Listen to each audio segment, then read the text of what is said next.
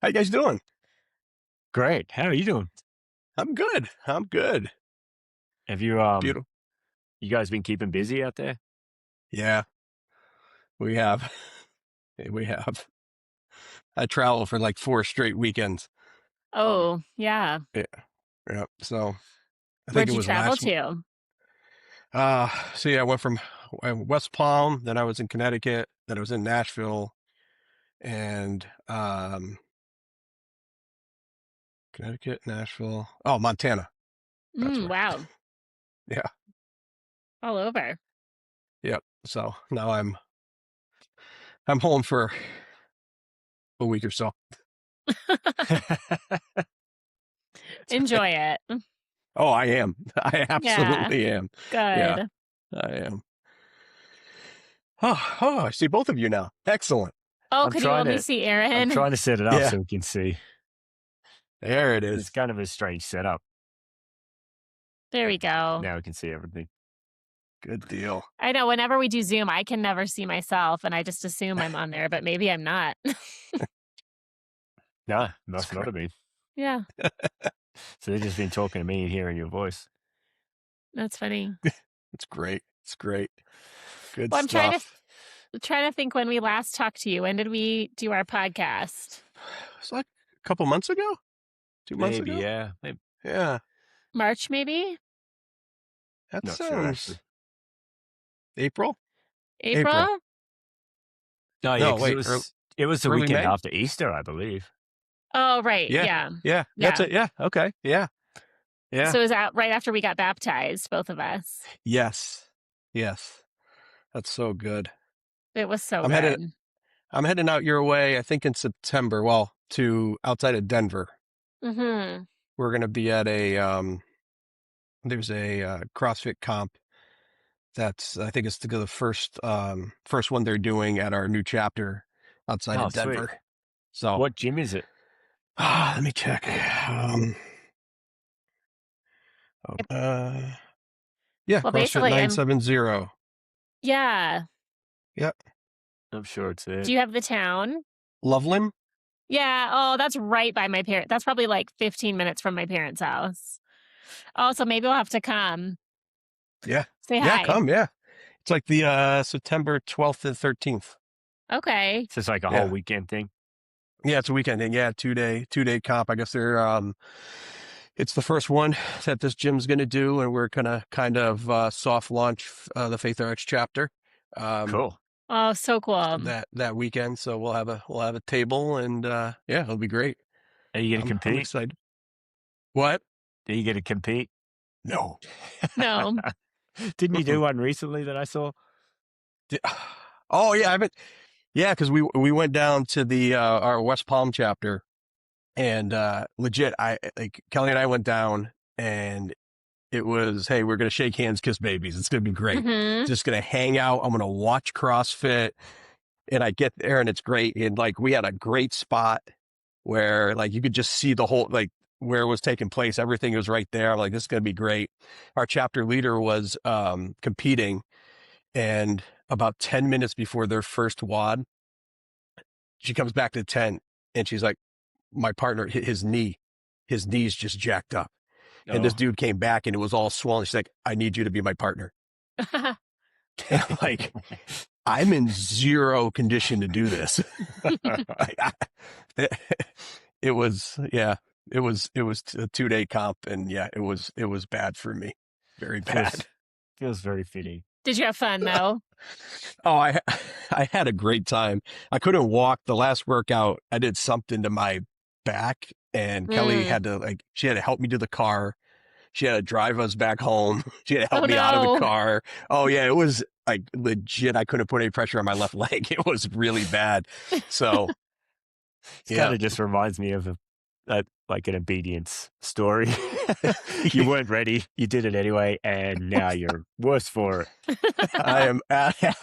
What is it? I think the saying that you'll say. What is it? Can't win for losing. Yeah. Oh, that's great. Well, this is a good time to cross over. You mentioned shaking hands and kissing babies, so We got Mike McDonald back. This time we're going to talk strictly politics. So welcome Let's back to go. our listeners. We're going to talk some politics. Some people don't like to talk about politics. I kind of love it.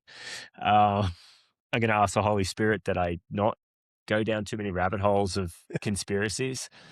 Let's go. We'll try to keep it.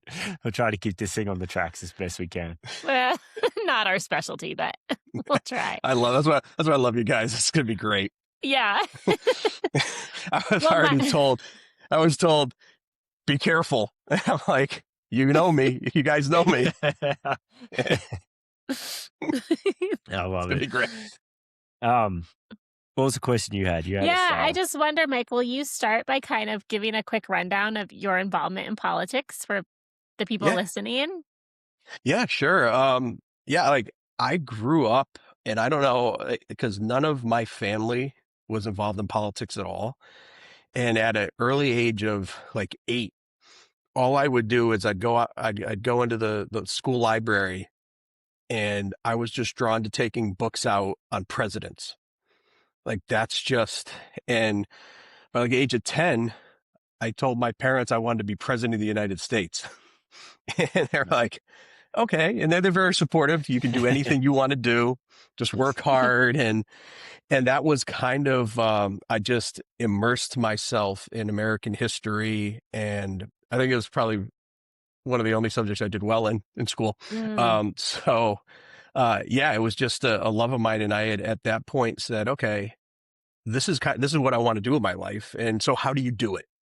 And I was like, well, go into business, because I didn't want to be, again, this is all a young person in making things up of how you think it should, it should work. And I always thought, hey, you should run something to learn how to actually deal with people and this and that.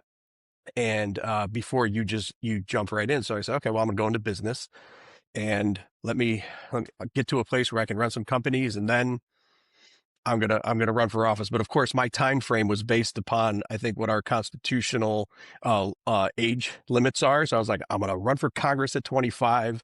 I'm gonna run for the U.S. Senate at 30, and 35, I'm running for president. And obviously, it didn't work out that way.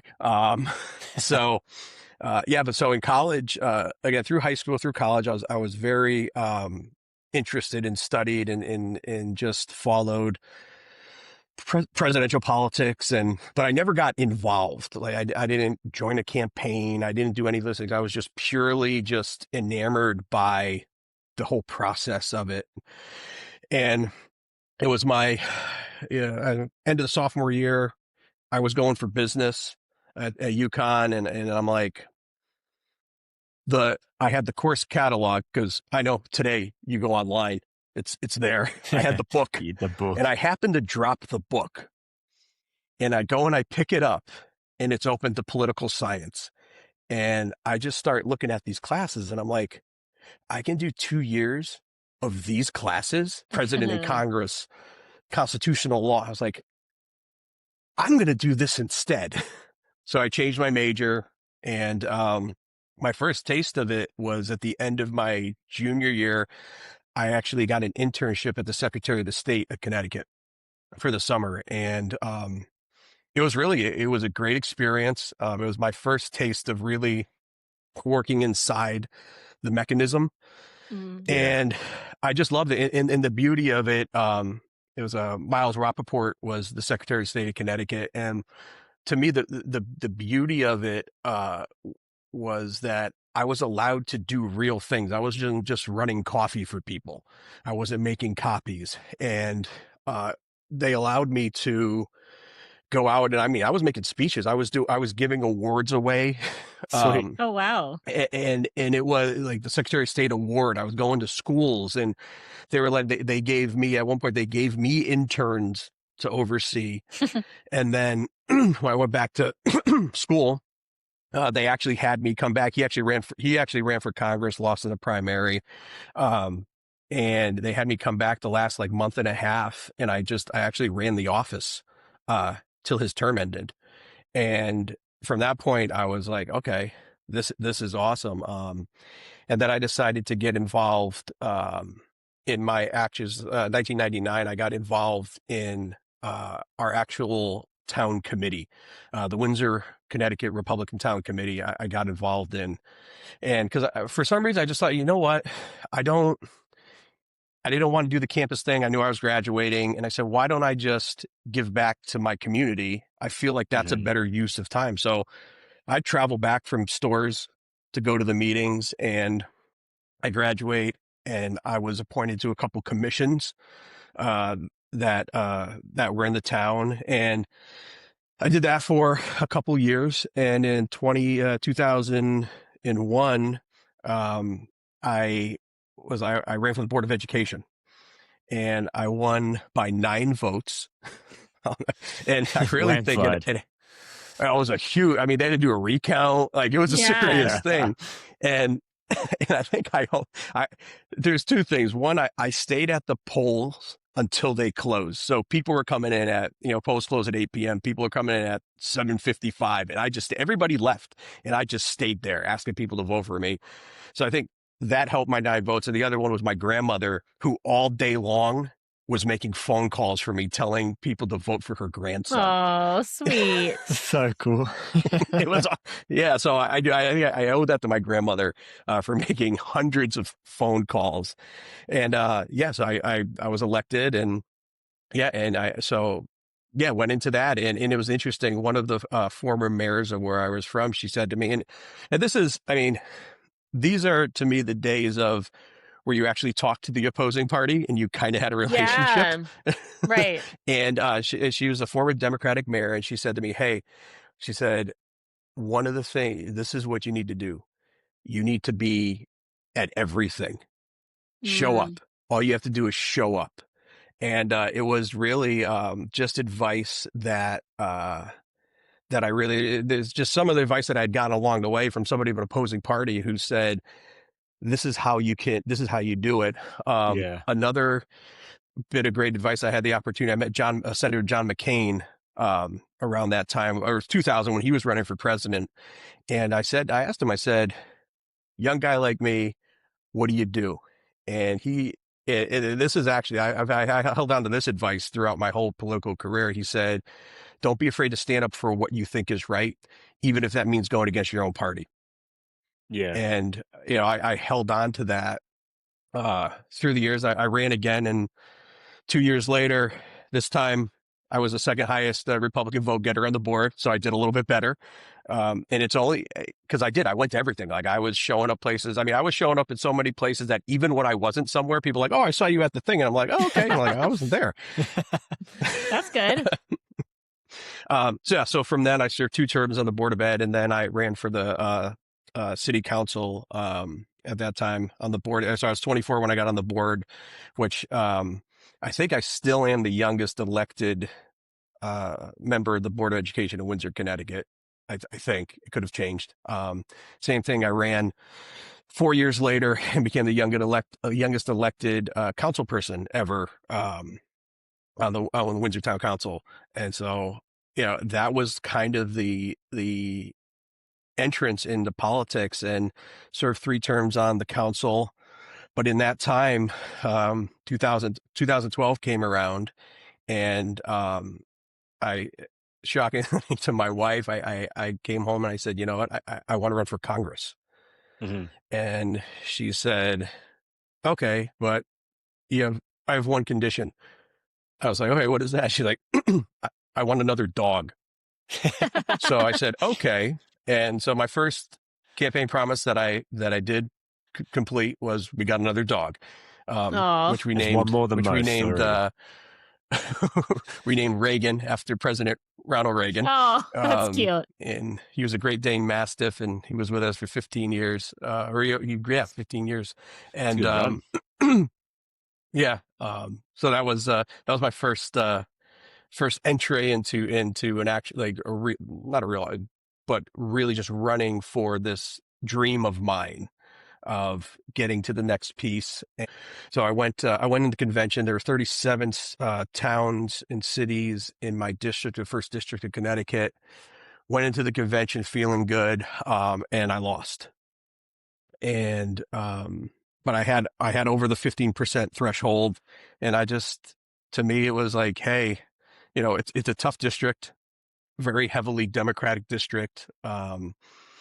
And I didn't primary. I actually endorsed and supported my opponent, and I was like, okay, that's cool. Like, I'm young. There's still things ahead. And in 2014, at that point, I completed, or I was completing my last term on the council. I term limited myself because I'm a believer in that.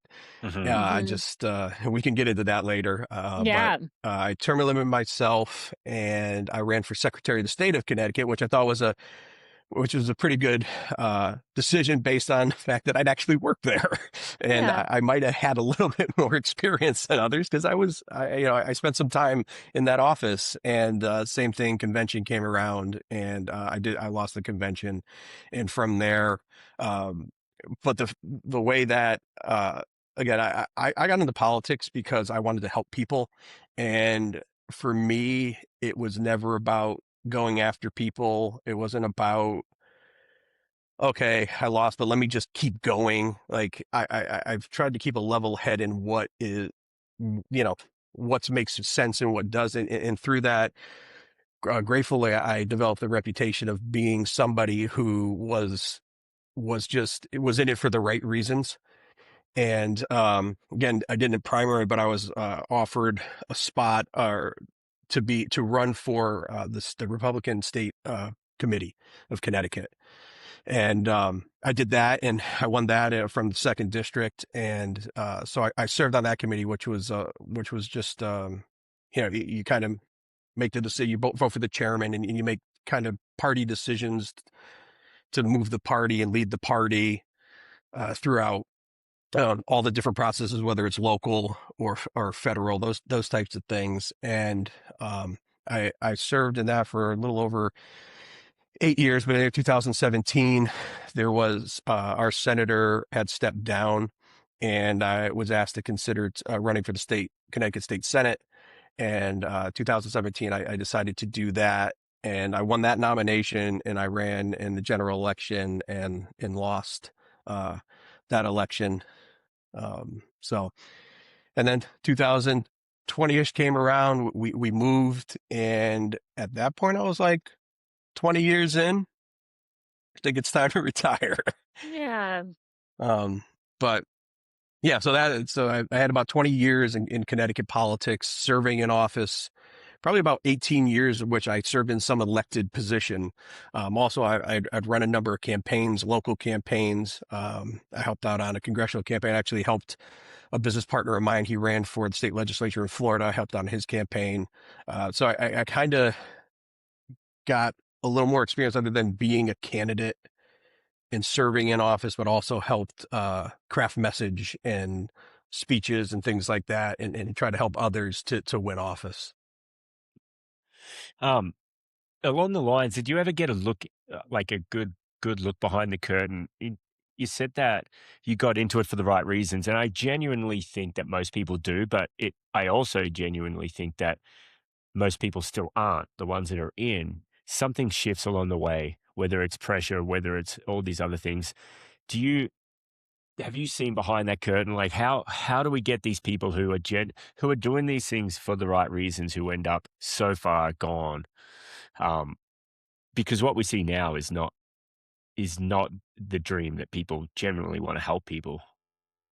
Yeah, I did get to see that. Even for myself, there does come a point, you get, and I do believe you get in for the right reasons, and then it comes down to, well, how do you do more?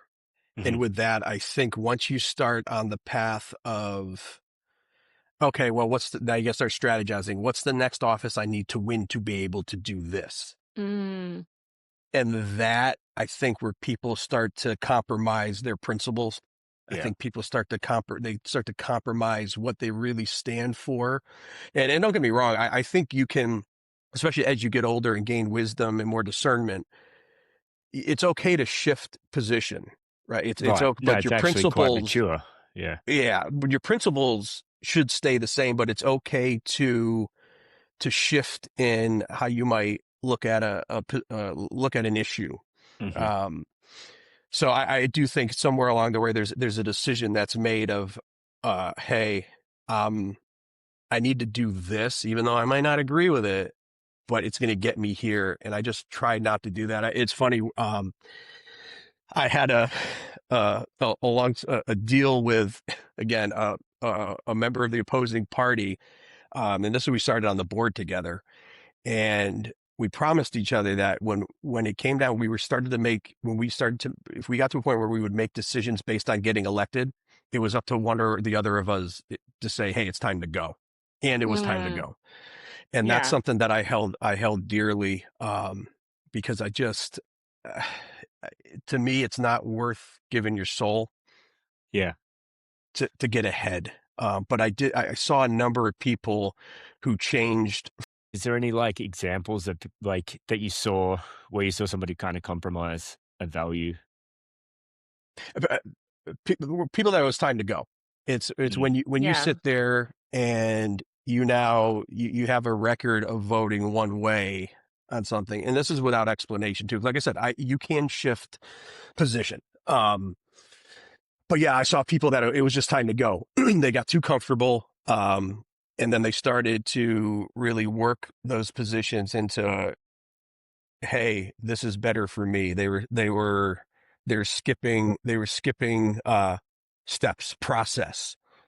And I saw that with a number of individuals who they said, well, I'm here and I keep getting elected. I can do what I want. Mm. And Hmm. that's where you start making these deals and you start shifting things to do this or that. And it gave me the ick. Yeah. um, and even something I gotta say, being on the state level, I mean, it's interesting. The local level, and again, I've been out of it now since 2020, and I don't even live in Connecticut anymore. But when I started, the ability to, and this is now a dirty word, compromise. Yeah. You're not going to get everything you want. I'm not going to get everything I want, but we're going to come to a consensus in the middle that's going to get a little bit of what we both want. And then we're going to get it done. And that's when I started back, 1999, 2000. There was more of that where I was from. There was more of that consensus of, let's talk about it. Let's get in a room. Just because I disagree with you and you disagree with me, we're still going to have a meal after together. We're going Yeah. to, and as I went on, and I am actually seeing it now. If I pick up, I still get the Windsor Journal, my Hmm. inbox, and I'm seeing now we've moved away from that. And that was because I used to say, like, well, local, you can, because these people, like, these are people Right. in your community. You're running into them at the grocery store. You are, and that's the thing. Like, you are running into the voters. If you leave your house, get gas, grocery store, go out to dinner, you are accessible to the people that are voting for you. Even on our, like, if when we do budgets, what I vote for affects, if there's a Hmm. tax increase, I'm affecting you, and you can see me at the grocery store to talk to me Right. Yeah. about that. Um, and so, that kind of, it's gotten worse, I think, on the local level. But when I got to the state level, there was a lot Yeah. more Just going on, bending a of lot more values. side deals. What was that? Like the bending of values, it's a slippery slope Yes, once you yes. compromise once. It's so easy to compromise a second time, and then it's so easy to compromise a third. Um, do you think it gets to a point where they shift entirely to just purely acting out their own interest and holding that position of power? I do, and that's why I always have been, and I still am a huge proponent of term limits. And I always say, if you look at states that have them compared to states that don't, and you see which state runs a little bit better, I'm going to say 9 times out of 10, Hmm. the states that actually have imposed term limits, because it takes the special interests out. It takes this, because I mean, if we just look at Congress in general, it's always been fascinating to me that in the numbers, like 98% reelection rate and a Hmm. 13% approval rate. how do Yeah, those makes two no sense. things, and Yeah. if you look at some of that, I even go back and I look at Connecticut, I look at local, I look at state, and you see some of the names, you see in federal, you see how long they've been there. And I'm a believer in what our founders intended was you serve your Yeah. country, then you Mhm. go back to your farm. Yeah. Hmm. And I think those things are at play. You're going to get reelected, especially if you're in a strong, whether Republican or Democrat district, and you know what the numbers are, you know that you're going to win. Yeah. It's easier to compromise, and then the power piece and the arrogance. I saw a lot of that. There's an Yeah. arrogance that you just wind up operating in, and that's to me not what our founding fathers intended, in my opinion. I agree. Well, what I get frustrated with, and we're seeing it now in Colorado, is like people who are term limited just pick different positions to run for. Like it's like they view politics as their entire career versus this thing that you do to serve your community.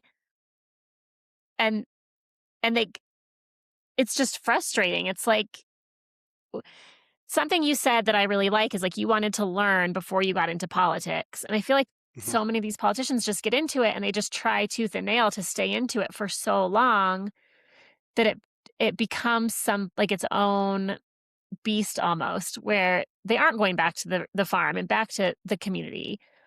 They just see it kind of as like, oh, this is my meal ticket now. Right.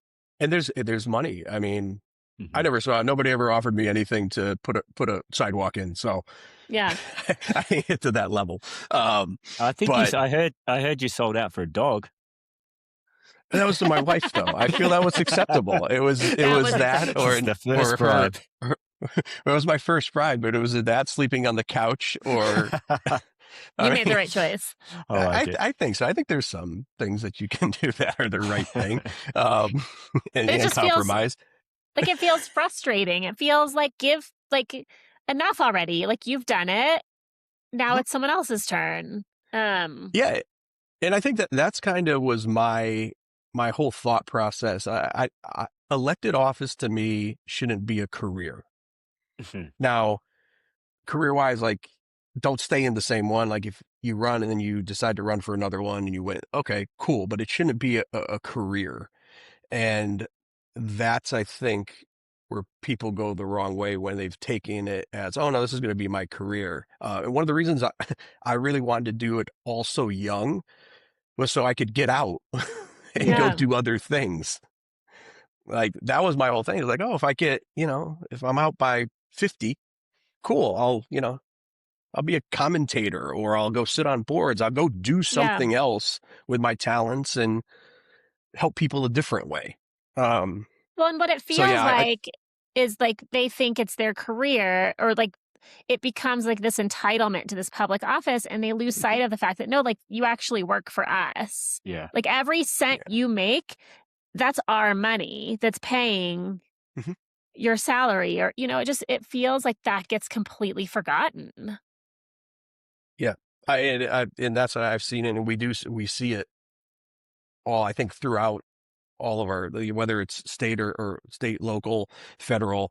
That's again why I've always been a proponent of term limits. I Mhm. just think that because I think it takes to be able to say, hey, I'm done because I've served.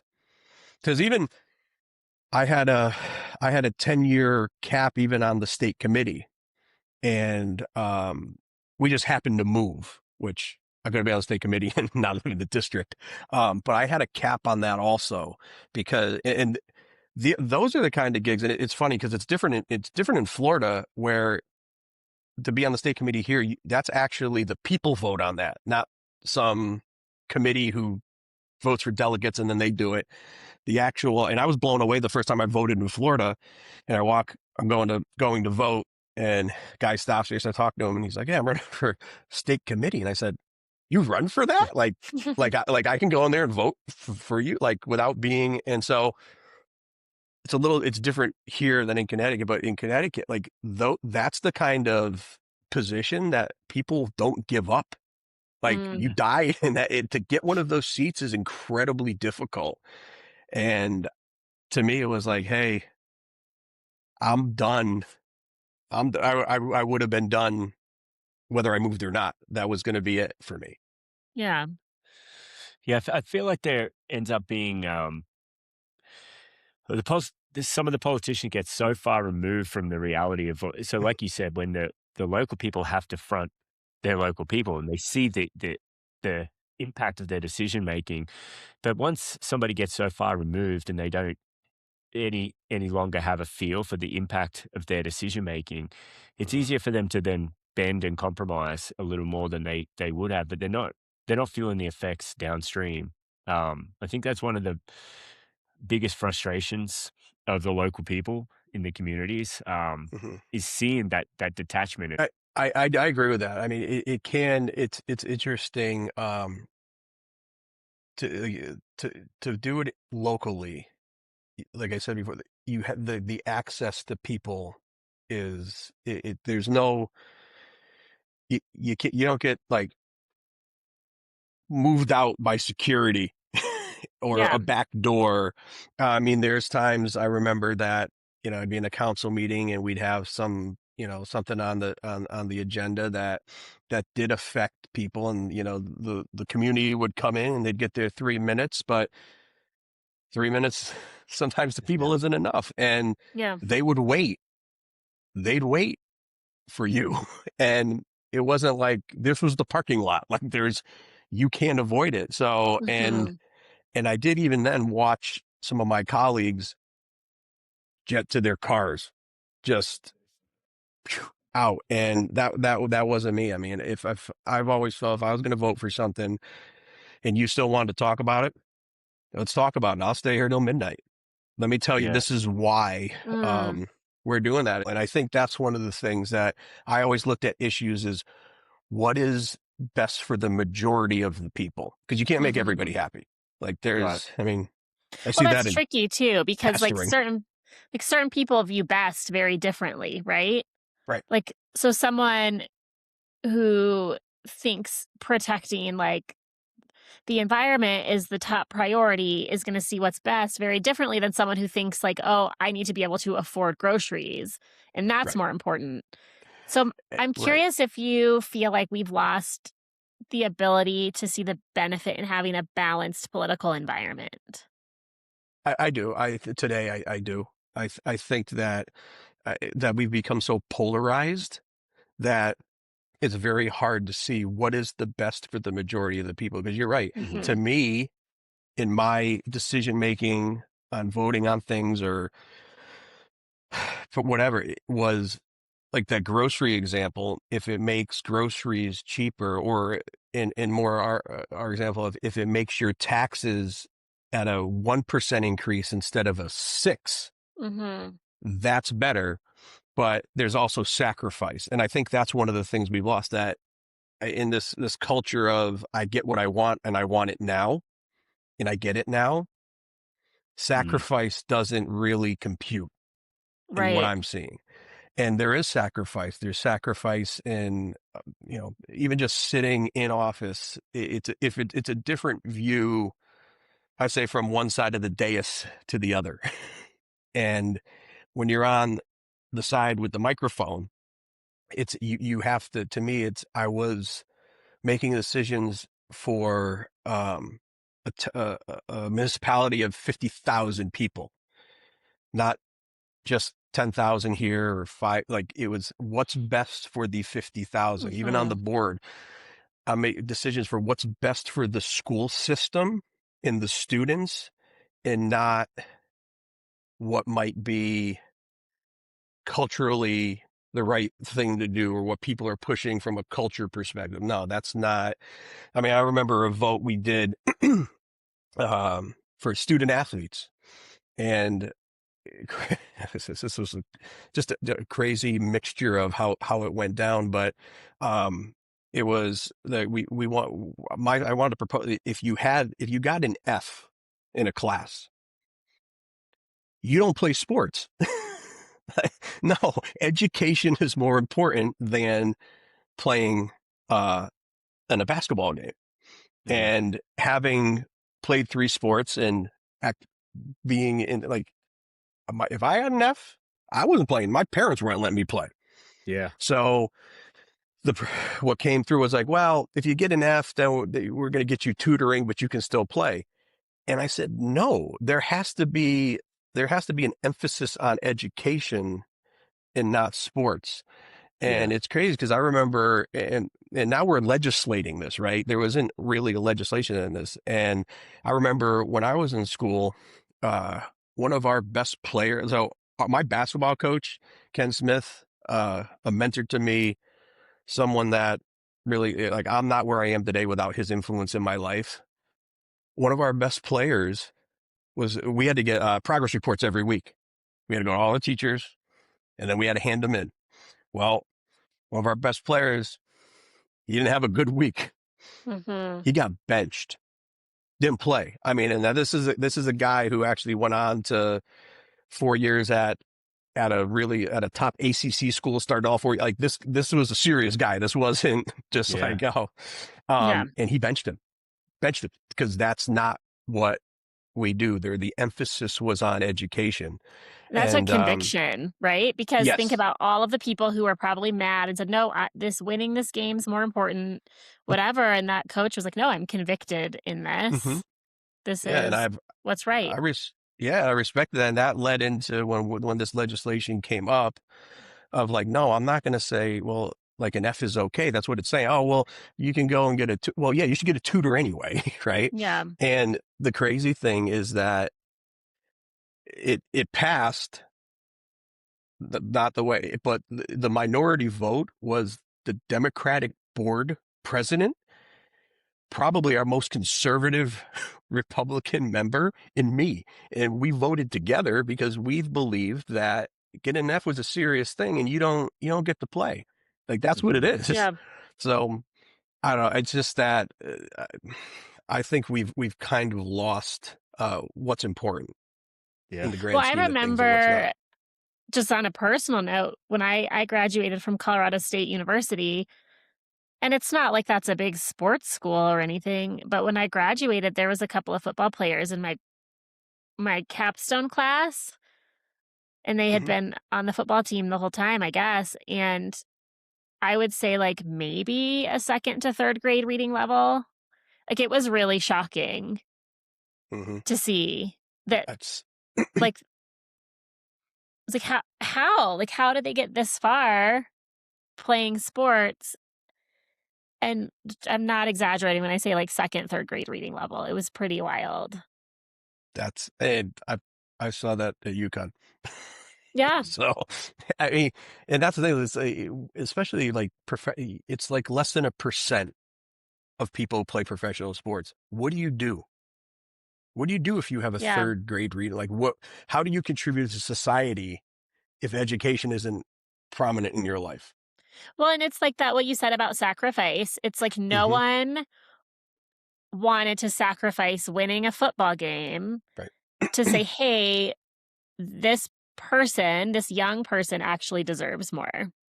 Mhm. Exactly. Right. Right. That's like, what are we saying? And that's where I think conviction comes in. Just to me, like just the moral fabric of like what are we saying is important to people and what's not. Well, And that kind of leads to a bigger conversation, like with the moral fabric. Do you think how much of this do you attribute to like the separation um of like a godly government to what we see these days, where we've deliberately at some point along the line it went from these are the laws set under God to now we're going to separate him from the laws because we don't want to step on toes or for whatever. I think maybe there's bigger reasons at play, but that's what we're going to hide behind. hmm yeah, I mean, I think that I mean across the board, just in schools in general, how we've gotten away from that. I mean, here's a that's actually a perfect example for me. Of how I actually shifted what I thought about because I was as a Thomas Jefferson separation of church and state guy, and what I started to see is when I really started to study it more. I shifted on that, and one of the bigger things was, to me, politics started getting involved in religion. Mhm. And at that point, to me, it's like, wait, now you're starting to encroach into something you shouldn't be encroaching in. Now you're telling me I can't open my church because of whatever, or you can only have 60 people come and you got to sit like that, through like that's a no-go with me. Are you talking Um, about like with COVID? yeah, with COVID, but I just started to see this, oh, well, we don't want to offend people. Mm, Yeah. Well, no, I've never been in a place where I've been required to pray.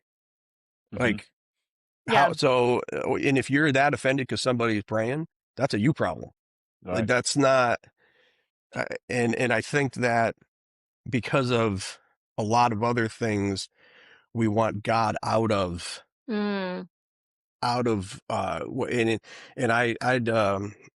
I talked about this in a meeting once that I was in, and I'm like, at this point, we actually need, to me, in my opinion, we need more Christians in politics. Yeah. That's what we need. It's like the Because saying, like, we if the godly men don't do it, the non-godly will. right, and I think we're seeing that. We're just seeing that right now, in culture. We're just seeing that we're getting dragged away from God, and that's not, my, like, again, what I've based my political positions and stuff like that on are godly positions. That's what they are. hmm. And if you're gonna be offended by that, again, Don't like vote it's for me. not. And that, yeah, and that's always been my thing. Like, with Yeah. any, like, if you listen, I will listen. I'll have the debate. I'll talk. And hey, there have been times where I say, okay, your point is actually, yeah, well, okay, cool. How can we work this? And I think that it also plays into the fact, like, we don't talk anymore. We don't, Mm, if because I actually, for me, like, anybody that agrees with me 100%, you shouldn't agree with me 100%. Mhm. No, we have to have some kind of like, debate is good. right. Debate is good. Discussing these things is good. And yeah, we're not always going to agree, but that doesn't mean that now, because you don't agree with me, I have to hate you. Like that, like, and that's what we've turned into. I mean, I know there are people in my life that I do life with, agree with me, that do not agree with me at all on Hmm. my positions on things, right? But I tell you right now, they call me right now and they need help. I'm going to be there for them, and them Yeah. the same. And that, to me, is the way it should be. Well, Mike, I'm curious. So you ran as a Republican. Mhm. Did you always, like, as a young person, identify with like the Republican Party, and what was it about the Republican Party that you strongly identified with? Yeah, I always have. Yeah. I always have. Yeah. I mean, okay, I did a lot of reading on Kennedy. Of course, I also think he'd be a Republican today, but Well, so that's my just follow-up question to that is what's changed? So you can roll those all together. Like, what do you see that's um changed in that? yeah, I mean, I've always I believe in freedom. I believe in I believe in rights. I believe in state rights. I'm not a federalist. I do see certain things probably federally, that, like, defense should be federally ran, and we shouldn't all take a part in it. Um but I've always had more of um just this freedom, uh it's just a free, being free and Mhm. making my own decisions for my life, has always intrigued me, and that's where I've stood. And again, like, I don't know how I developed that. I was a fan of Reagan, the Bushes. I mean, that was the time I was growing up, and that's what Yeah. I grew up with. But no one in my family, actually, most of my family were Italian Democrats. I think maybe my dad and me were the only ones that were Republicans. Um, but yeah, I've always been conservative, and I've actually, even that, I've become more conservative as I've gotten older. I haven't really gone the other way um, on issues. So yeah, it's been from an early age. I just always have identified more with the Republican Party. You know, so my mom used to say to me, she's like, if you want this politics, like, we're in a democratic state. You just be a Democrat. You'll be able to win all these things. And I'm like, no, absolutely not. No thanks, mom. Sorry, mom. Yeah. Do you feel like things have changed? I mean, like you just said, you'd think Kennedy would be a Republican now. I do, and I think it go just in my experience of just the visceral attacking from both sides. Um, I think that has changed a lot. I think that we've hunkered down in our camps, which doesn't allow for that debate because it's just so polarized. Um, and I think that's changed. I mean, even Kennedy. I mean, I think he's the one that changed our tax bracket. Sarah, like it was like 50%. He's the one that put in the tax brackets. Like that's yeah, that's a different concept for the day, which I don't think that would to me make him a Republican today. Just Mhm. his Yeah. economic view on things. Um, strong defense. I do believe that uh, our country's defense is paramount. I mean, we've seen it all through history, and I don't think it's a bad thing to defend this country. I don't think it's a bad thing to be pro-American. We live here, like Mhm. that's what it is. I mean, Yeah. I'm proud to be an American, and even that's turned into, oh, don't say that. Well, like, well, yeah, I do. I I know. It's like that's weaponized now too. It's like people is it just that people got so sensitive or got like all the response like people's responsibility to regulate their own emotions, they don't think it's their own responsibility. They think it's everyone else's responsibility to regulate that for them or what? Yeah, that's it too. Like I want to work hard. I want to, you know, plot my own course. Yeah. Because I'm in, and I've always, that's how I've done it. Like I don't want, I believe there are times where you should help people and there should be safety nets, but not beds where it's like, Mm, oh, well, I don't have to do anything and I'm going to get a check. Yeah, I deserve that. That's mm. not what, that's not what we were founded on. That's not what formed this country. And it's, those are the things to me that I think more and more people, I don't know if lazy is the right word, but this comfort of, well, I deserve this. Yeah, Oh, that's an interesting I mean, there's so many interesting things to talk about there. I remember a couple years ago being in Wisconsin with my nieces, and it's the 4th of July, and everyone does like the boat parade around the lake, right? And mm, they didn't want to because they're like, oh, that like it's not okay to be proud to be American or, and I sat them down. I said, do you understand? Like, there are places in this world you couldn't be on a boat in a bikini as a woman. Like, you're so stinking lucky. It doesn't mean things are perfect or life is easy, but you have no clue how lucky you are to have been born here. right. Yeah, and that's a phenomenal point. And that's what I try to like also keep in mind is that I'm very lucky to have been born in this country. Because like you said, there are places around the world where you can't worship freely. Mhm.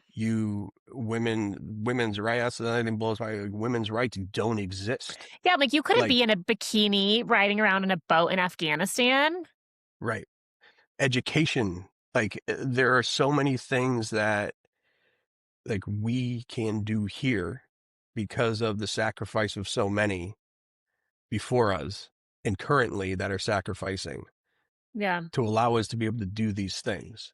And they come back and say, well, you shouldn't, you shouldn't do the boat parade. Yeah. I'm like, I'm going to do the boat parade. I mean, "We're going to Ace I have a Hardware and U.S. we're buying flag tattoo flags." on my chest. Yeah. We're doing the boat I parade. am, yeah, like, and I also, because I've never, I guess I haven't understood or maybe heard a good defense of why wouldn't you be proud to be here? Like, what's so Well, bad? Because every time the stuff I hear is like, yeah, but that's not happening. Like, it's happening, like they're 5, 10,000 miles away, but it Yeah. doesn't happen here. And Aaron and I talked about this the other day too, that people get, and I understand that it, because I used to be like a full bleeding heart liberal. So I get both sides of things. I get a lot of sides of things that, like, oh, this used to be the Ute people's land. And so we can't say we're proud to be an American because it's this land that we've taken. And we were talking about, like, well, they took, like, the Ute people took it from someone else. Like, that has been going on since the dawn of time. Hmm. And it doesn't, I think that people just get like so laser focused that they forget that part of this is just humanity. And like, so there's nothing wrong with saying you're proud to be an American. I mean, actually, it's funny. I've come across. My wife is like, "Why do you keep watching this stuff?" Netflix. All of a sudden, these documentaries keep coming up, and I'm watching Grant. I'm watching Washington, Jefferson, and she's like, "What are you doing?" And like, this is, I think, one of the greatest experiments in the history of the world. That this is one, and what gives me hope and encouragement is that we have evolved every step of the way. Some things for the better, some things are that are not. But at the end of the day, this is our history. And yes, you can say, hey, this or that wasn't that great, but then we fixed it as Hmm. time had gone on. And big thinkers came, it allowed for leaders and big thinkers to come and say, hey, there's a different way to do this, or this is wrong, and we don't do this anymore. Yeah. And I think that is part of why our Constitution is a living document, because I just, for all you could say about the founding fathers and maybe some moral things, the fact that they put together this document that they knew things would change. And again, even I'm still learning as I'm watching these things, they put little pieces of stuff in that to me, it's like they couldn't do it then because this was an idea that was very fragile and they couldn't just go full bore, but they put little pieces in that others picked up along the way Mm. and got done. And so, these folks that, met in Philly, to me it's just brilliant on how they said, hey, what we're thinking right now, 200 years from now, I think the core context of it is right, but there's going to be little things, but we're going to let it be open for people to change in the mechanisms that they put in place, that it's just like, oh, you can't just change it. You don't like this. There's actual mechanisms that allow for the people to say, hey, this is what we want. And I think that was just genius. Mm. I And think they're all God-fearing. Most of them were God-fearing. I mean, God-fearing men. I mean, that's what they were. Like, they were. It was, I mean, it's one nation under God. Now we're neither one nation nor under God. right. So it's a little bit scary. Do you think I lose hope around the fact that there's zero accountability for the political powers who do go outside of moral. I mean, we see corruption left and right. We're seeing it proven now. There's no accountability for the corruption. We're not seeing accountability for like the withdrawal from Afghanistan. There was no accountability around that. There's been no accountability around Epstein. There's been no accountability around the fact that there was Epstein and then all of a sudden that didn't exist and then it exists again. Like there's so little accountability. It's like it's hard to not see politicians as standing outside of the law from somebody who's trying to live within the law. And so if it continues on that path, then we incentivize a political career in something where you can just do whatever you want and fill your pockets. We see insider trading left and right. Mhm. If I did that, I'd be in prison.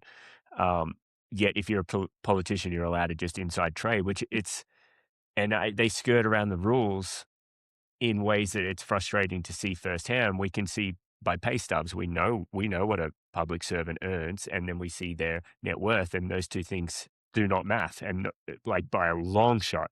So it's hard to see hope at the end of it when there's not accountability. But I think if they were putting heads on stakes in the White House lawn, all of a sudden we might have a different situation where we can start to trust our politicians again. Sorry, term limits. I'm going to say that probably 100 more times. Term limits. Yeah, Um, yeah, yeah, no, I agree with that, and I think that that's the I guess it's the optimist in me that when push comes to shove, that this experiment would be and will be defended.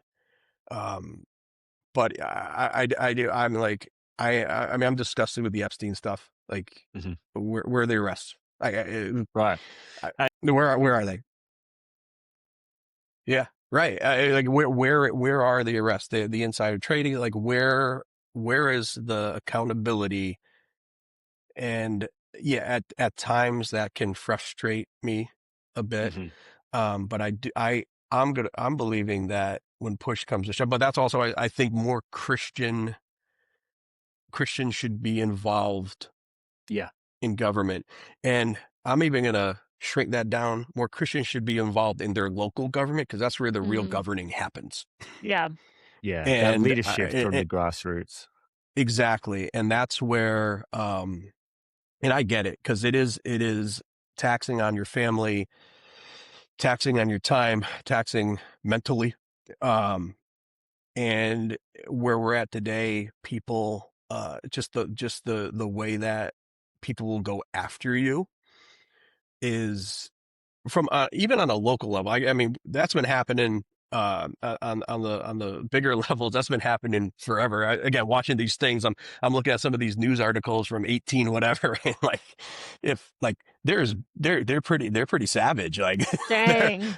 they're like so. I don't think that's actually changed. It's just now we have social media and Mhm. and it's instant to see it opposed to you didn't see this for 6 weeks because they printed it and finally had Mhm. to put it on a ship and horseback ride it somewhere. But yeah, that's I think that the local level, the more Christians that get into local office, change your community. Because as one person, you change your community, then you can change a state, then you can change a country.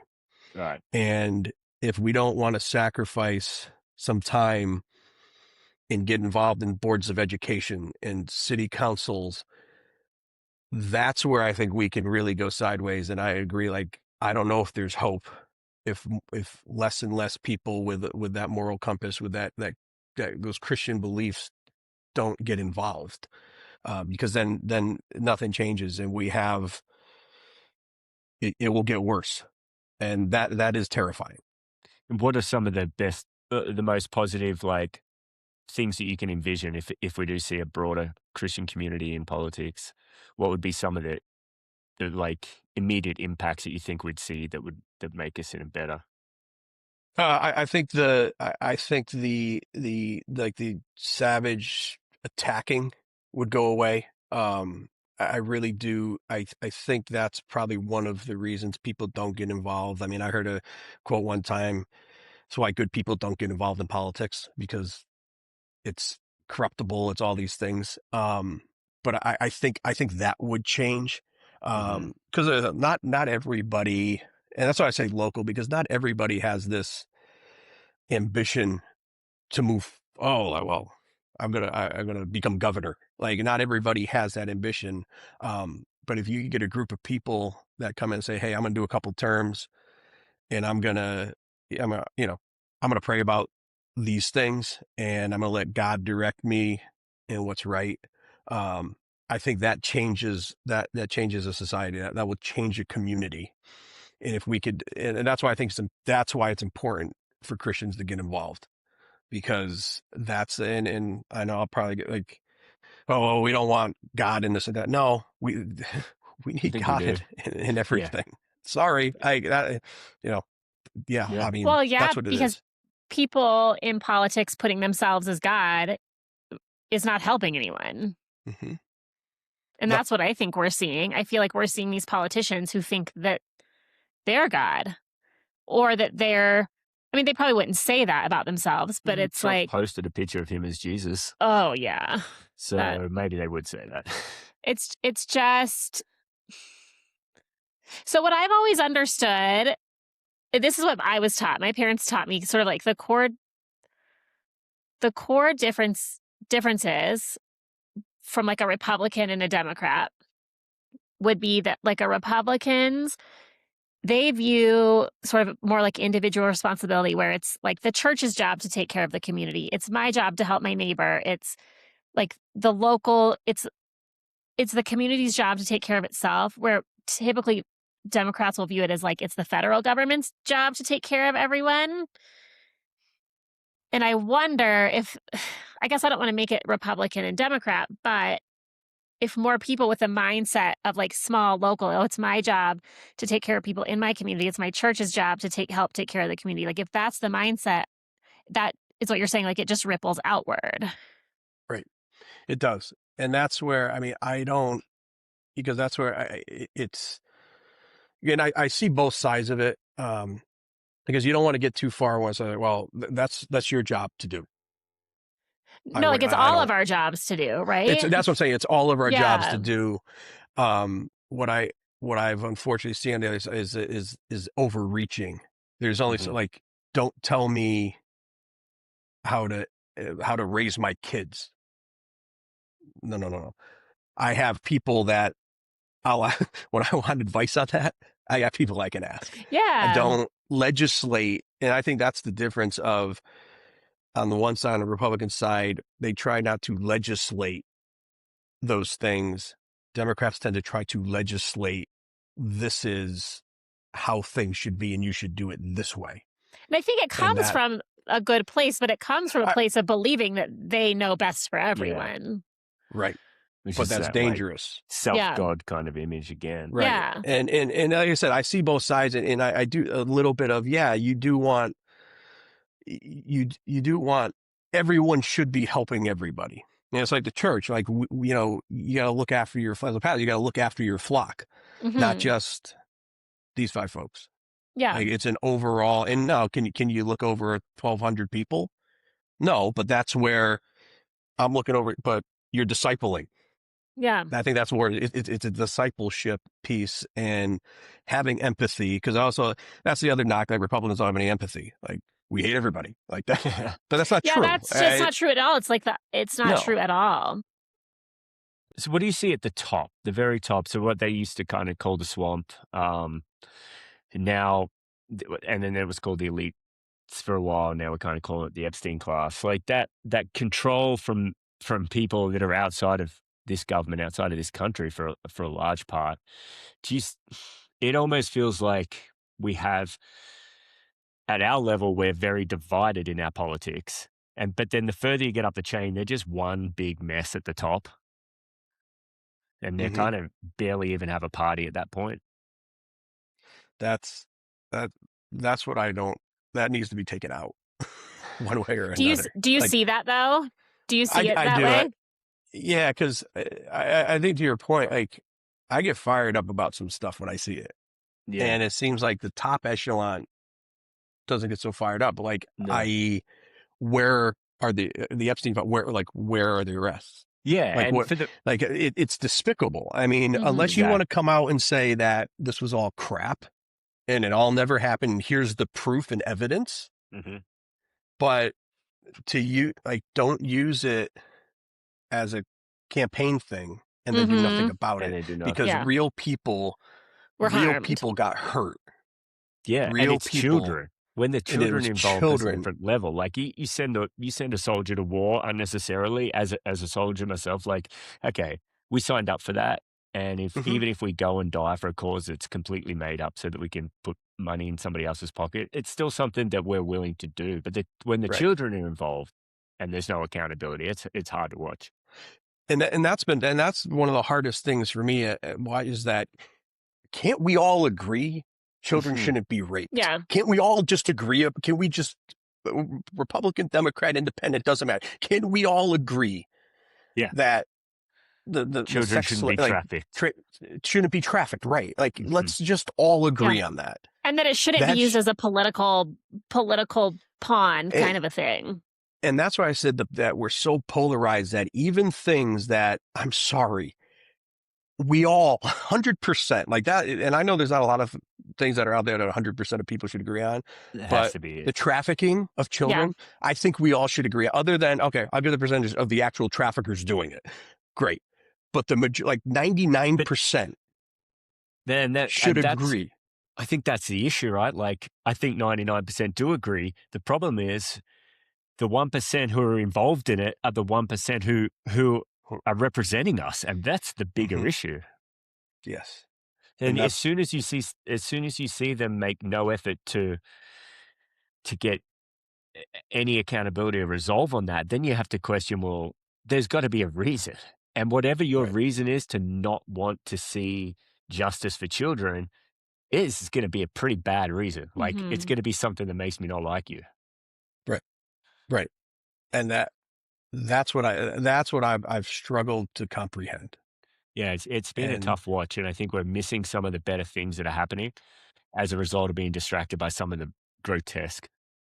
hmm and again, I think that's where politics has really gone away of, we get distracted by these other things, and like it doesn't make sense. But then what do you do about it?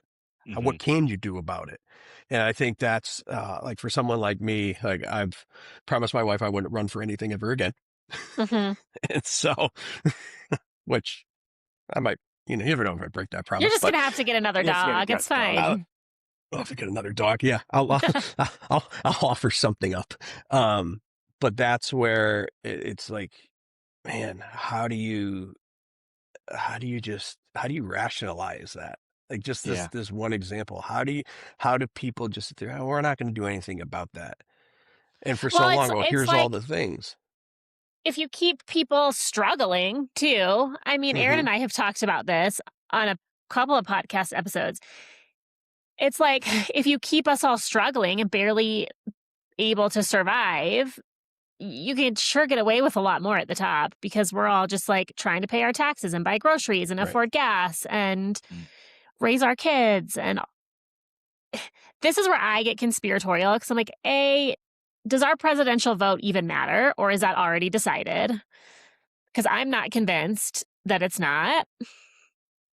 And B, like, yeah, it just feels like this crushing plot sometimes to keep us distracted, keep us divided, so that they can keep getting away with whatever they're doing. Hmm. And one of the things I also like, even, you got to be careful, like the amount of research you have to do, because it's like, even people that I'd say, okay, I follow this and they seem reliable in their information, Hmm. you got to fact check everything. And it's Yeah. both sides, that it's like, if you just go on and say, hey, I think this person's credible, I'm just gonna, and they say whatever, I've already, a couple of things I was like, wait, when I actually looked into it, I'm like, that's not even true. Like, Yeah. and that's where, but that's a hard thing to balance, because you also, from a sort of a First Amendment right, of, we don't want to start to squash speech, Yeah. because that's a whole different problem. Yeah. Well, we saw And it's that like, during COVID too. It was like it became anything that mhm, was inconvenient for the government's narrative became right, misinformation. You're right, like, actually, and, a lot of that was true, it turned out. right. And that's those of us that were conspiracy people, I think we're batting 1,000. So Yeah, there's totally. that. Yeah. Yeah.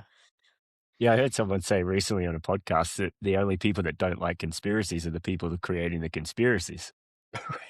Which makes, The word conspiracy is used to make to almost whitewash bigger issues and make you sound stupid. But I mhm, mean, we can look at something like the Charlie Kirk stuff that I kind of love listening and getting into that stuff. But like, we're we're told that this is one assailant with a weapon that wasn't matched to the round, a round that was stopped by a human flesh with a Superman neck, um, and no exit wound. I mean, so many things, and a sniffer dog that didn't find the weapon, but then a random cop did, and all these things. But I'm a conspiracy, so I just want more around that. Like, could you like? I asked if I want to hear a little more and question some of that narrative. I'm the conspiracist, whereas I'm supposed to believe that he had a Superman neck. It's just bizarre that, like the lack of the ability to be able to question narrative. and that, to me, it goes back to this, that, the debate actual debate has been Mm. squashed because there's nothing, to me, there's nothing wrong with asking the questions. Now, if you go out there with just some harebrained whatever without any fact evidence and you just put it out there, which a lot of people do, just, oh, Yes. this is well, Bigfoot was over here. Like, that's a different thing, but I don't think there's anything wrong with asking questions. Mhm. And the fact that, we've made it's a dirty word, like compromise is now a dirty word. Like, Mhm. oh no, you're not this, your compromise isn't a thing. You have to agree with me 100% on this. No. And I think that's where we've started to go down a wrong path because I have questions too. Like Yeah. I have questions. I mean, even the Trump, the first, in Pennsylvania, the attempted assassination on Yeah. Trump. Yeah, I'd just like to I hear mean, more about that. I want to hear more about it And we because would think he would having want to. That's weird. right, and right. Like, why wouldn't in? What? I mean, I would assume he would have asked. Like, I know if someone took part of my year off, and then I got into a place where I should be able to get the information, I'd want to know. But then I'd Yeah. Yeah. want people to know because in having lightly been in that world, how does somebody get on that roof? That is security Yeah. 101. Like that, Exactly. I've there's been so on the like other side of that world, and I'm like, how is that guy there? that, and that's where I was. And having worked with some of these, not years ago, with these guys that protect the president and knowing them, that's a big question for me. How does that's a massive security breach that Mhm. people at that level don't Don't make that allow. mistake. Yeah. It's not like, and then even to point on the Charlie Kirk thing, that's I mean, in duress, like, it, not a lot of it. The math doesn't add up Yeah. to The The me. math lot doesn't math. and the It yeah, doesn't. the post behaviors don't make sense. Well, and the point Right. is that you should be allowed to ask questions and have discussions around things. And if it's totally cuckoo pants, then who cares? Like, it, Right. you know what I mean? Right. I remember during COVID, someone posted an infographic of like, if you wear a mask, it stops this many germs. If this person wears a mask, and I just wrote like, where did this data come from? Genuinely curious, and the pile-on was insane. And they're like, you're anti this and da you're killing people. I was like, I'm just curious where you got this information, and people get so quick to attack That's that it's and like who that's my overall problem. Everybody needs to take a step back. To yeah. me, there's never been anything wrong with asking questions. Yeah. And detach your Eh, identity from it. Like, right. it's Right. And totally fine. Like, if it turns out that one person killed Charlie Kirk or one person killed JFK, and I don't believe that, and I see a massive amount of proof that proves it, I'll be like, all right, I was wrong. Yeah. Who right. cares? Like, Yeah. understand Right. what's Who wrong can't? with Right. being wrong. Right. There's right. And I think that's yeah, I'll admit when I'm wrong too. Like that's, but why shouldn't I be able to ask the questions Yeah, without it's someone the getting like fired up and offended that I asked a question? No, that's how things That get done. You ask questions, you get information, you do the research. And I mean, one of my theories on just I think I call it the dumbing down of America. mm, And I think that, and it goes back to education. It goes back to, and this is my opinion, that we have we have really tried to make people like not giving the tools. I mean, I see it in hiring. I see it with workforce. I see it. I just see these things where it's like analytical thinking. And that's what we're talking about. We're like, hey, we're going to ask questions. We're going to analyze this and use our brains instead of just being told, here's the Instagram post you need to believe. yeah. yeah. Where's the research? Where's that drive to actually learn? And I think we've gotten away from that. And I personally think that's done purposely Mhm. because, and I think we saw that with COVID of, oh no, do this. And if you Mhm. said, whoa, time out, like with the mat, like, oh, time out. Yeah. Where's the evidence? Show me the data. Yeah. And there's a lot of people and more, I think more and more people in our culture that are just believing what they're told. And that's dangerous to Yeah. me. Yeah. Much so. It is very That's very dangerous. dangerous. And being really driven into their heads of like, well, that's the other thing. And again, I come from a different era. I think we all do, than today. And one of the things that like, I don't care what you say about me. And part of that is because I was in politics for 20 years. And if you have thin skin, don't go into politics Right. Yeah. because there has been things said about me, to me, that aren't that nice. And I don't care. Same thing. That's why I'm happy to preach the gospel Yeah. because I don't, if you, again, if you're Well, offended, I because don't you're care. answering to the Lord. Exactly. And I Yeah. think that there are powers out there that are trying to manipulate people into not seeing it's okay to ask questions. Hmm. It's okay. It's okay to analyze. It's okay to research. It's okay to get more information, and it's okay to get it from different pieces. Like you have to look at it all. I mean, again, being a conservative has never stopped me from reading books on people that are not. Yeah, Hmm. It's absolutely. never stopped me from having a dinner with someone who has totally opposing views from me. Never stopped me. And like I said, we'll go back and forth. And that's what it is. You agree to disagree and you move on. But this whole everyone's offended by everything now, Yeah. that's a problem. And That's where I I don't know get to how. like it's all of a sudden it's gone from it's my job to regulate my own emotions to like it's everyone else's job to never Right, upset me. right. And I don't know how to fix that. I don't. I really don't know how to fix it other than I offend people all the time. Sorry. I mean, I'm sure Oops. I have said things on here that will offend people.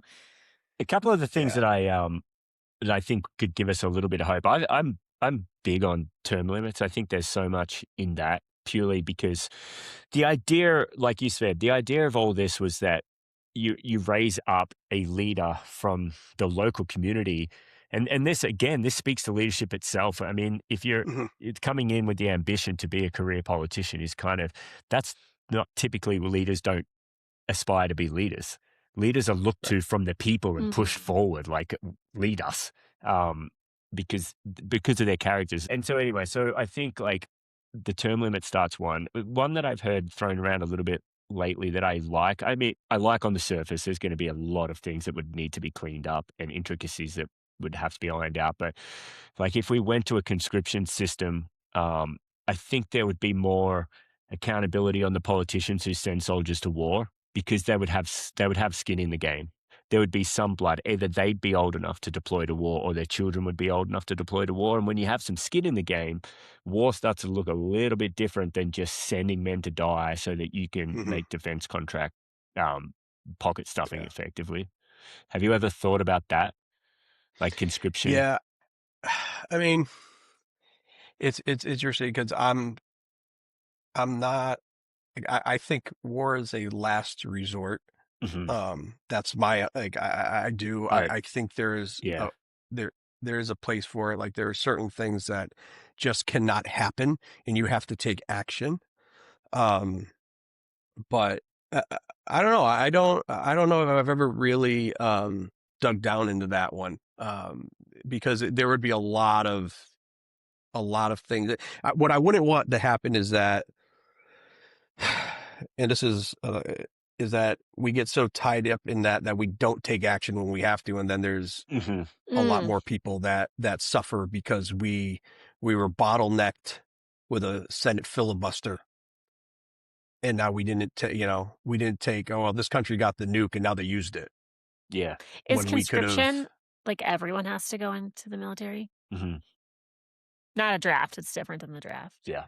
It's like Yeah, we know. I mean, you obviously there are serve your obviously 2 years. countries that do that, and yeah, I mean, I say probably I don't have regrets, but I wish that I had served.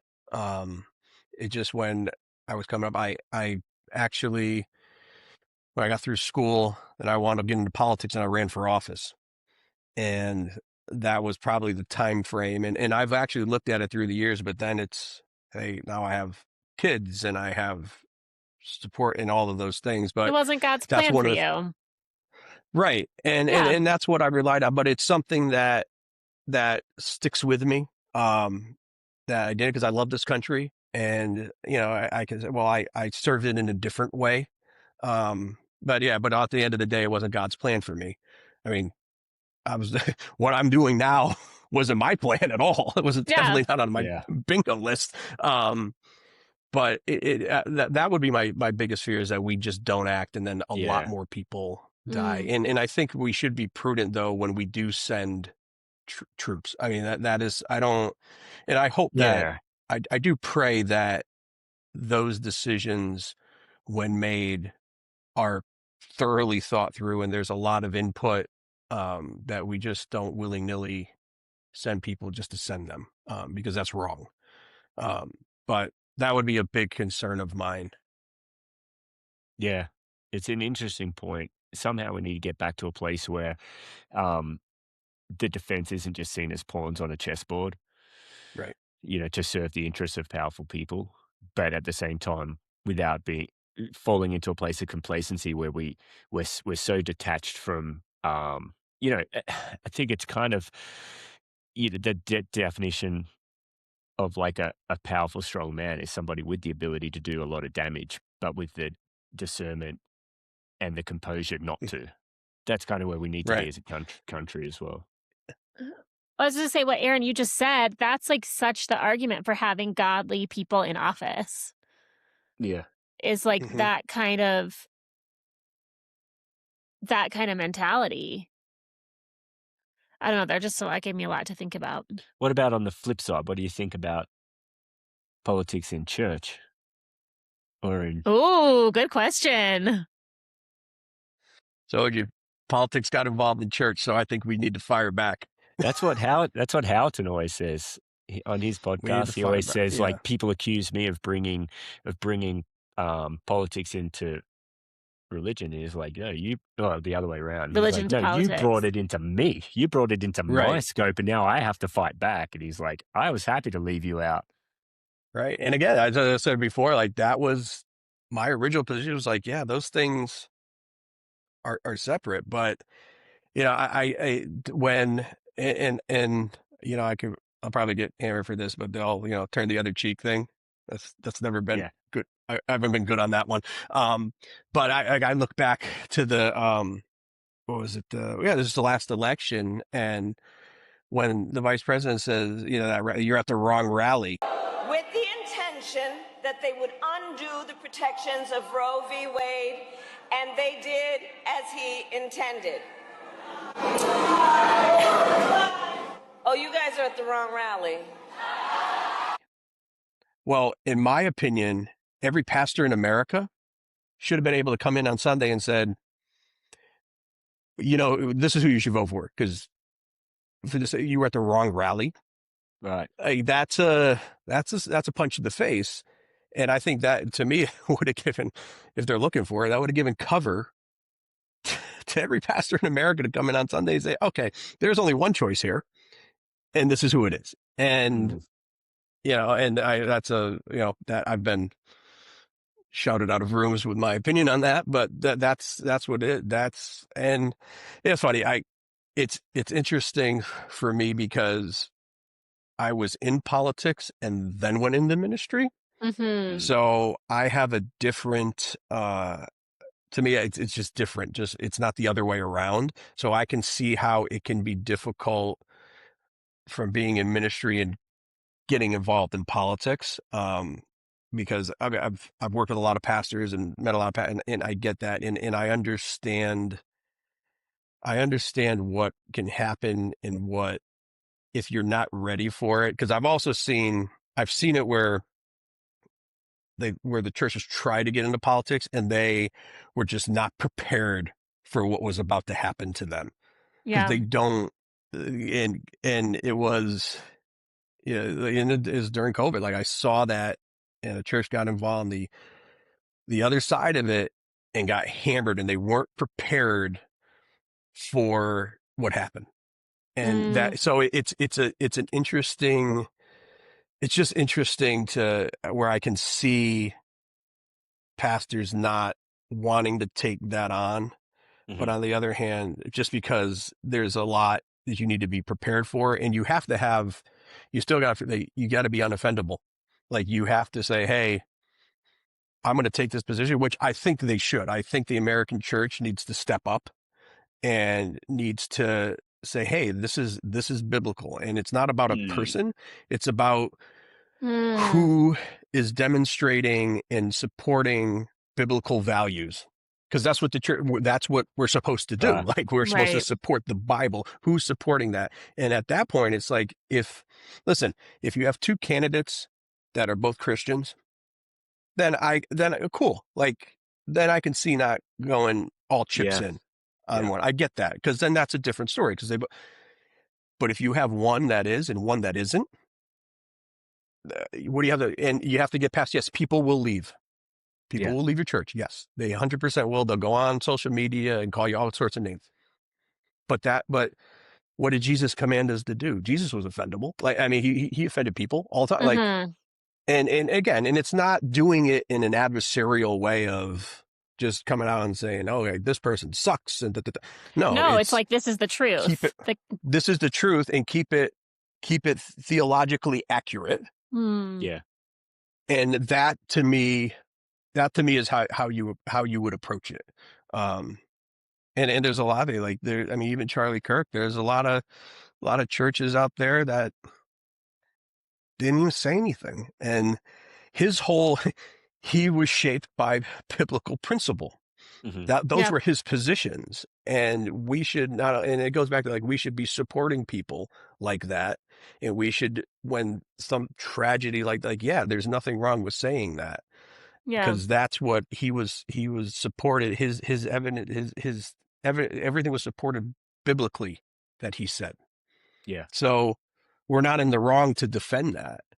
And I saw people didn't do it. I mean, you watch to me what blew my mind. I watched the memorial service and 6 hours of politician preaching the gospel better Yeah. than 95% of pastors in America, and I'm like, that blew my mind. But that's courage. That's the other thing. It's Mm. courage. It's accountability. It's standing up for what you believe in, which to me goes back to what our founders did. They stood up and they started a revolution. They stood up to England and they said, "We're not going to do this. This is what we're going to do." And they put their lives on the line. They signed a document that made them traitors, Yeah. Exactly. and Yeah. that's what they did. And I think I'm one thing I am scared is that we are losing the ability or people that have the courage to stand up for what's right. Hmm. And it doesn't matter if your neighbor next door doesn't want to talk to you anymore. It doesn't matter. Like you stand up for what's right in the right way. Because Yeah. Yeah. I do see on both sides of they go a little too far. The tweets are a little bit much sometimes. Like Yeah. there's a way to do it to me, and there's a way not to do it. You don't have to get in someone's face and yell and scream at them. Like you don't have to Right. call them names. You don't have No. Just convicted in to your beliefs. right. And walk those And there's beliefs. Like right, that's all you have to right, do. right.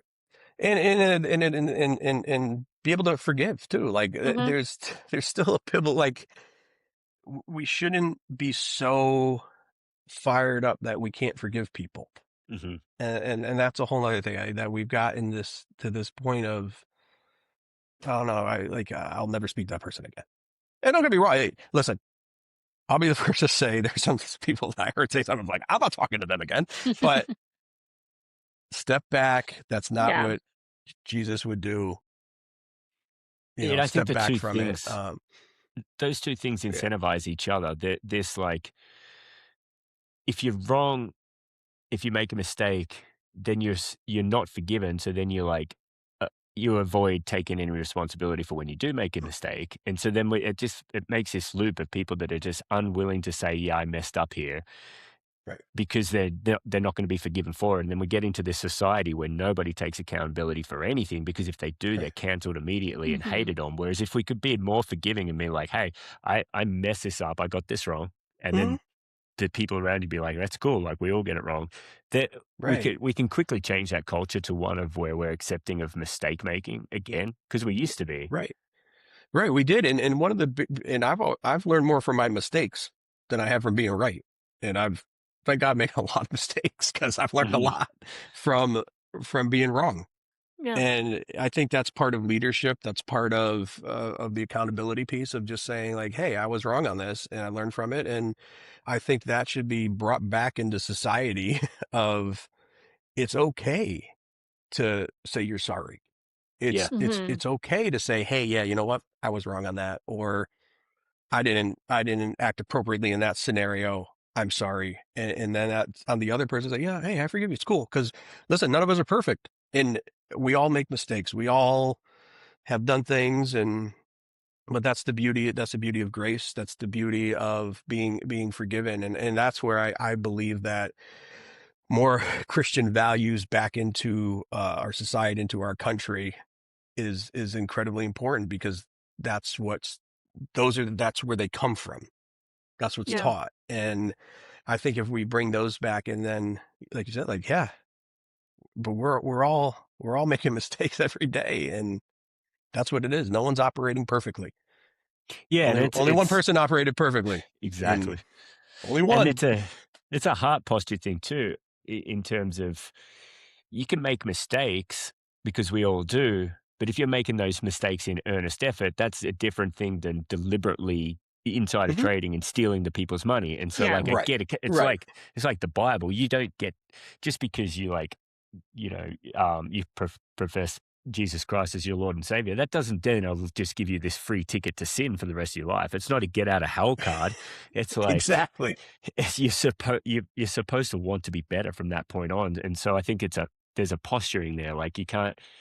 We want to be able to forgive people, and we want people to come out and say, "Yeah, I messed this up," but we also want them to genuinely try to be good, not just Exactly. deliberately pull the rug out from the rest of us and then be like, "Well, I Hmm. thought we weren't Well, canceling people anymore."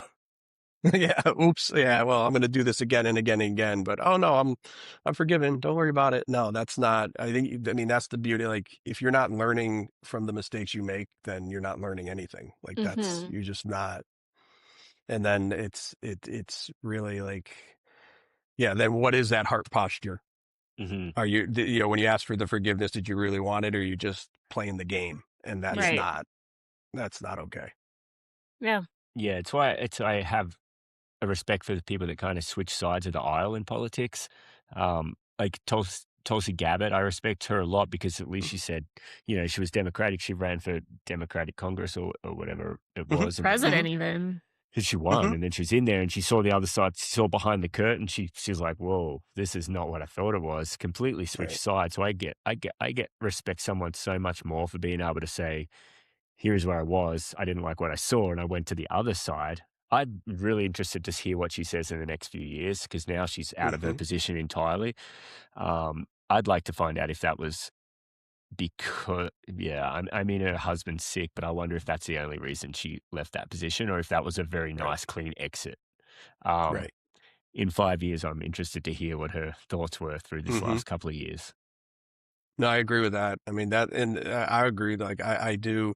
I mean, I've always respected that, but I've always respected the folks on the other side of the aisle that were willing to have the conversation, Mm, that were willing to sit down and break bread and just and hear like, well, why do you feel this way on that? Even me, like I wanted to know why you took this position on this. Tell me why. Give me the numbers.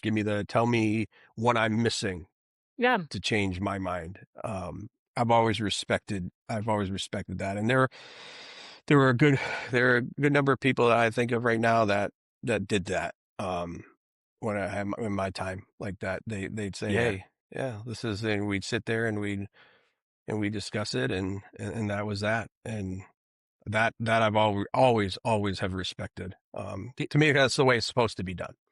And that's the It's old position school, and that's the position and the behavior of somebody who wants the best for their community. You're like, right? you're on the other team, but tell me how you think we can work together to make the best of the community. But Right. if you see somebody who's like, I am not going to listen to a thing you say, no matter what you say, it's like, it's hard for me to believe that you're acting in my best interests when you're not even willing to hear another opinion.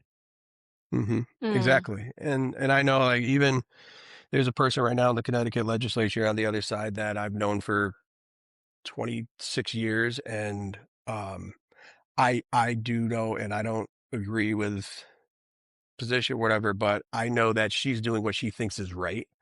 And I do respect that. And we have a very good relationship. I mean, it's 26 years of a relationship. Yeah.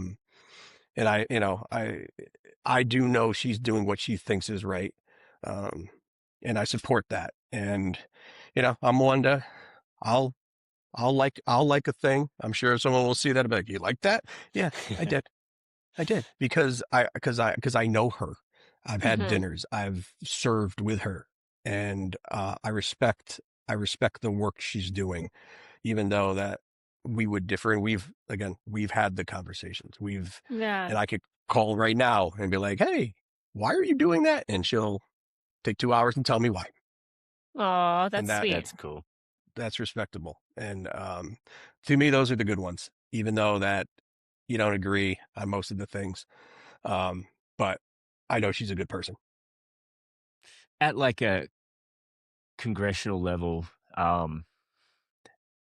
what would you, if you had to guess a number, what would you say is the percentage of like people who genuinely make decisions based in our interest versus people that make decisions in their own remaining in the position interests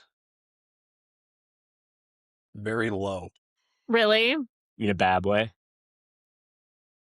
Yeah. Yeah. I mean, I think we can all Yeah. feel that. Yeah, but Yeah. I mean, if you we just just, I cling to mean, hope that it's not.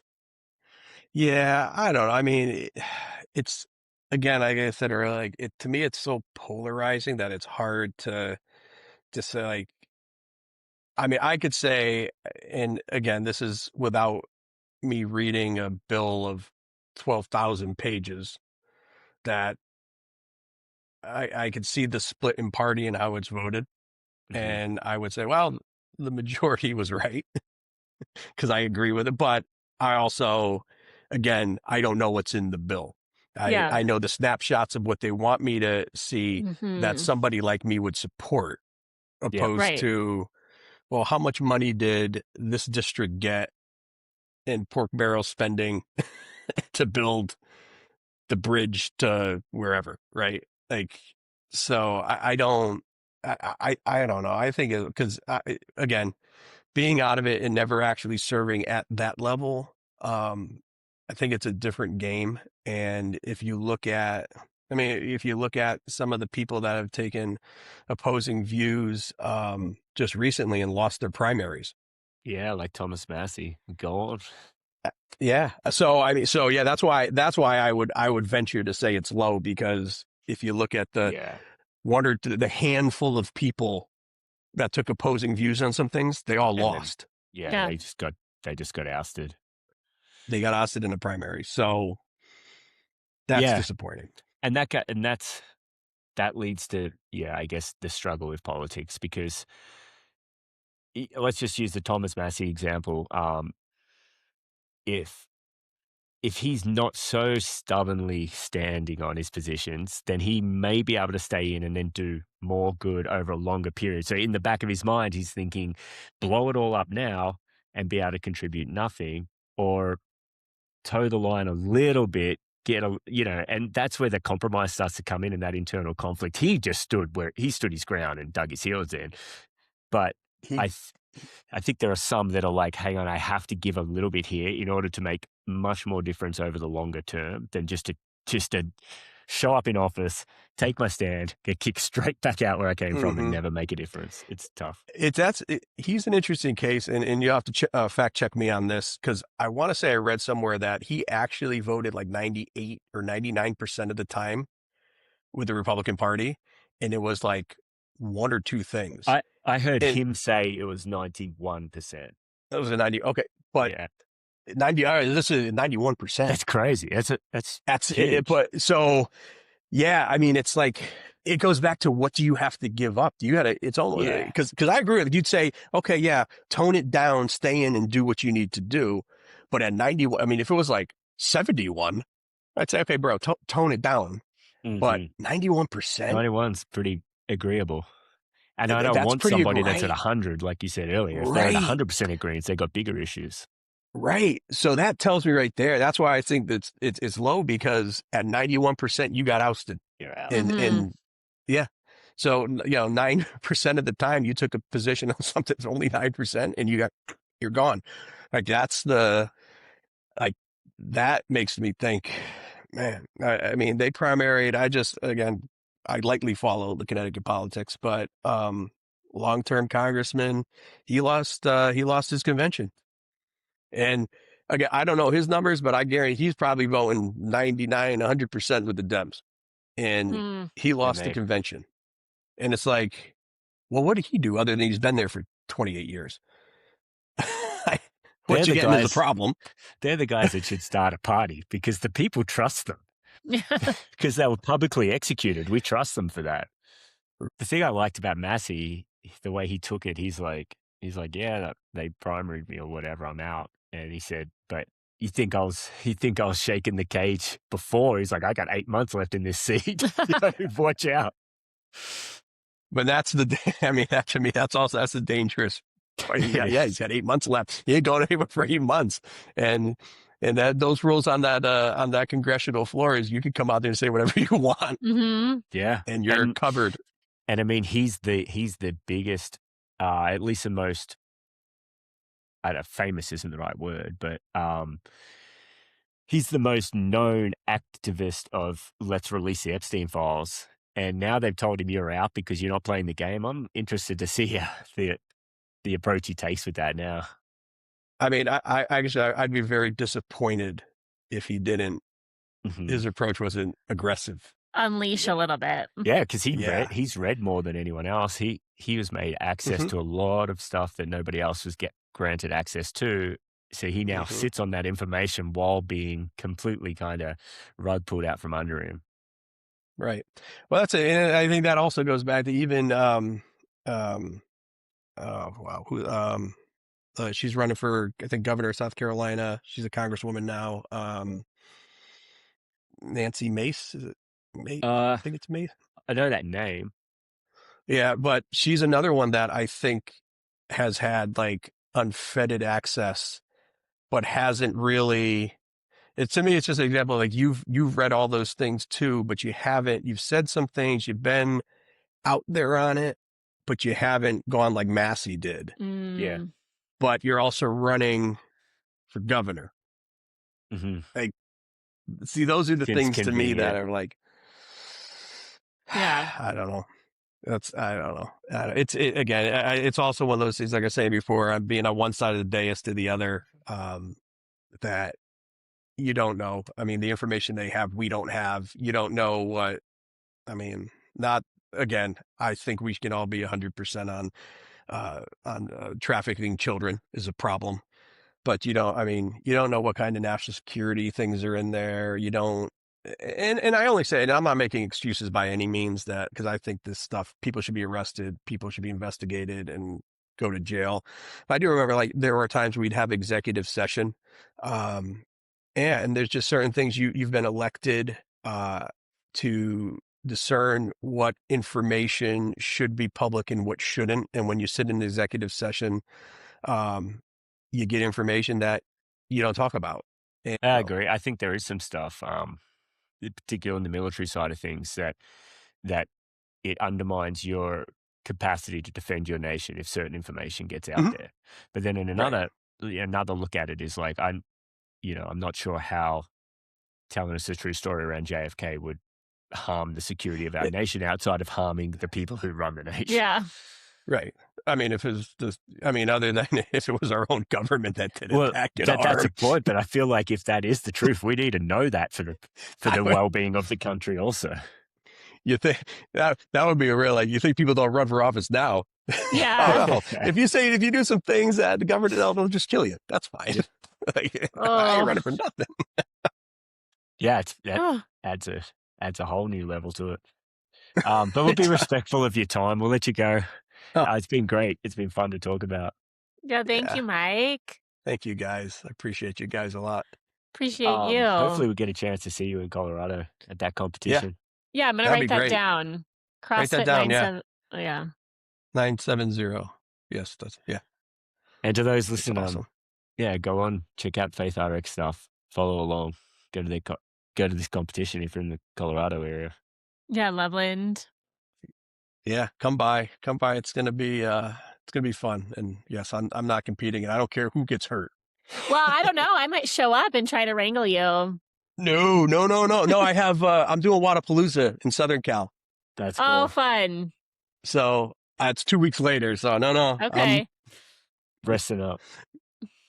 Even though my wife has told me to withdraw from that competition. Nah. Well, I don't know. Let me check out the Masters division for this leveling competition. We might be able to Yeah, pull off a Masters. let's go. I had to do the scaled beginner level because I'm old. That's That's pretty why. much where I'm at. That's not true. Oh, thank you so much, Okay. Mike. Thank you guys.